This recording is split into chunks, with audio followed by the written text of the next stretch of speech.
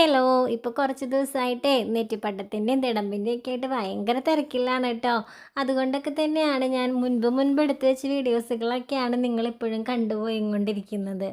അപ്പോൾ ഇത് ഉണ്ടാക്കുന്നതിനേക്കാൾ എനിക്ക് പണി തോന്നാറുള്ളത് ഇത് സേഫായിട്ട് പാക്ക് ചെയ്ത് കൊറിയർ ചെയ്യാന്നുള്ളതാണ്. ഈ മയിൽപ്പീലിയൊക്കെ വെച്ചിട്ടുള്ളതാകുമ്പോഴേ നല്ലപോലെ ശ്രദ്ധിച്ചില്ല എന്നുണ്ടെങ്കിൽ അവിടെ എത്തുമ്പോഴേക്കും മയിൽപ്പീലിയും കൃഷ്ണനും ഒക്കെ അതിൻ്റേതായ വഴിക്ക് പോകും. അപ്പം നല്ല രീതിയിൽ പാക്ക് ചെയ്യുക എന്നുള്ളത് തന്നെയാണ് കേട്ടോ ഏറ്റവും വലിയൊരു കാര്യം. പിന്നെ കണ്ണൻകുട്ടി ചെറിയ രീതിയിലൊക്കെ ഒന്ന് അടങ്ങി കളിച്ചൊക്കെ കിടക്കുന്ന നേരത്തൊക്കെയാണ് ഞാൻ ഈ വക പണികൾക്കൊക്കെ ആയിട്ട് നിൽക്കാറുള്ളത്. അല്ലെങ്കിൽ അവനെ എൻ്റെ അടുത്ത് കൊണ്ടുവന്നൊക്കെ ഇരുത്തും. അപ്പോൾ ഇന്നാണെങ്കിൽ കുറച്ചധികം എനിക്ക് കൊറിയർ ചെയ്യാനായിട്ടുണ്ടായിരുന്നു കേട്ടോ. അപ്പോഴേക്കും കണ്ണന് നല്ല ഉറക്കം വരുന്നുണ്ടായിരുന്നു. അപ്പോൾ ആൾ തിരിച്ച് ഇങ്ങനെ വാശി പിടിച്ച് തുടങ്ങി. പിന്നെ നമ്മുടെ ബുക്കിനും കുറച്ച് ഓർഡറൊക്കെ ഉണ്ടായിരുന്നു കേട്ടോ. നമ്മളുടെ അണയാത്ത ജ്വാല ആരും മറന്നിട്ടില്ലല്ലോ. അപ്പോൾ അണയാത്ത ജ്വാലയ്ക്കും കുറച്ച് ഓർഡറൊക്കെ ഉണ്ടായിരുന്നു. അപ്പോൾ അതും പാക്ക് ചെയ്യണമായിരുന്നു. അതൊക്കെ പാക്ക് ചെയ്തിട്ട് ഞങ്ങൾ ഫുഡൊക്കെ കഴിച്ചിട്ട് ഞങ്ങൾ കിടന്നപ്പോൾ കണ്ണൻ നല്ല ഉറക്കം വരുന്നുണ്ടായിരുന്നേ. അങ്ങനെ ഞാൻ എടുത്ത് കിടന്നാൽ മാത്രമേ എൻ്റെ കൈ ഇങ്ങനെ എടുത്ത് മുട്ടി കിടക്കണം, എന്നാലാണ് അവൻ ഉറങ്ങുള്ളൂ കേട്ടോ.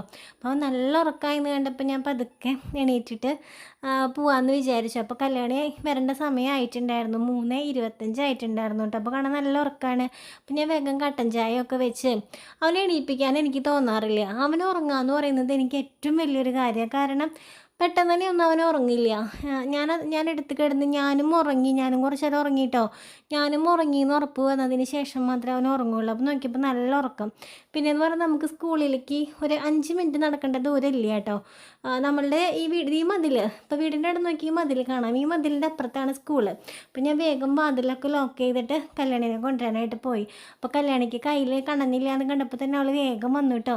ഭയമ്മ വേഗം പോകാൻ കണച്ചേണ്ട എന്നിട്ട് എൻ്റെ പേടിക്കില്ലേ എന്ന് പറഞ്ഞിട്ട് ഞങ്ങൾ ഓടിയാണ് കേട്ടോ പോകുന്നത്. ആ ചെളി പിടിച്ച വഴിയൊക്കെ ഓടിയാണ് ഞങ്ങൾ വീട്ടിലേക്ക് വരുന്നത്. അപ്പോൾ വാതിലടയ്ക്കുന്ന സമയത്തോ മറ്റോ ആൾ എണീറ്റിട്ടുണ്ടാവണം. അങ്ങനെ എണീക്കാറില്ല കേട്ടോ. 1-2 പ്രാവശ്യമാണ് ഞാൻ അങ്ങനെ കണ്ണനെ കെടുത്തി പോന്നിട്ടുള്ളത്.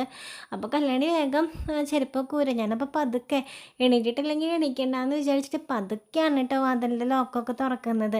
അങ്ങനെ ഞങ്ങൾ ചെന്ന് റൂം തുറന്ന് നോക്കിയപ്പോൾ കണ്ണൻകുട്ടി ചിരിച്ചു എണീറ്റ് കിടക്കണം. അപ്പോൾ കല്യാണി പറയാം, അമ്മയെ കണ്ണൻ ചേട്ടൻ എണീറ്റു എന്നൊക്കെ പറഞ്ഞിട്ട് അവൻ ചിരിച്ച് കിടക്കായിരുന്നു. പേടിച്ചൊന്നുമില്ല കേട്ടോ. ആൾ ഭയങ്കര സന്തോഷമായിരുന്നു ഞങ്ങളെ കണ്ടപ്പോൾ.